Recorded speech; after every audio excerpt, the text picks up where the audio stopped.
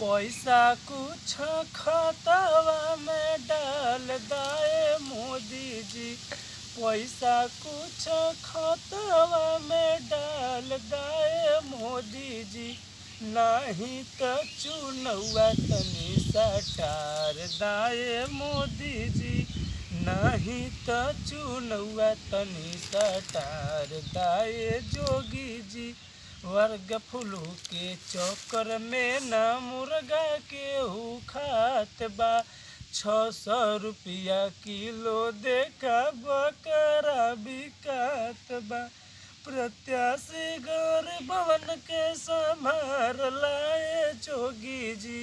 प्रत्याशी गरीबवन के संभार लाए मोदी जी। नहीं तो चुनौआ तनी सटार दाए मोदी जी। नहीं तो चुनौआ तनी सटार दाए मोदी जी।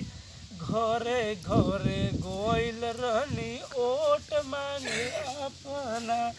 कहत रहुए 500 रुपया लोगे एक ओट पर।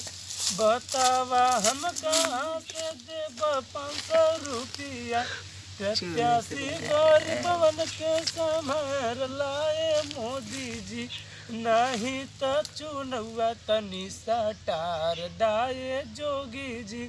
नहीं तो चुनौआ तनी सटार दाए जोगी। छोड़ ओके छोड़। पैसा कुछ खतवा में डाल दाए पकड़। मोदी जी। हेलो पैसा कुछ खतवा कहीं में डाल दाए मोदी जी। नहीं नहीं तो चुनौआ तनी सटार दाए मोदी जी। नहीं तो चुनौआ तनी सटार दाए जोगी जी। कोरोना वायरस के चक्कर में मुर्गा केहू न खात बा। 500 रुपया किलो देखा रोहू बिकात बा। प्रत्याशी गरीबन के संभार लाए मोदी जी। प्रत्याशी गरीबन के संभार लाए जोगी जी। नहीं तो चुनौआ तनी सटार दाए।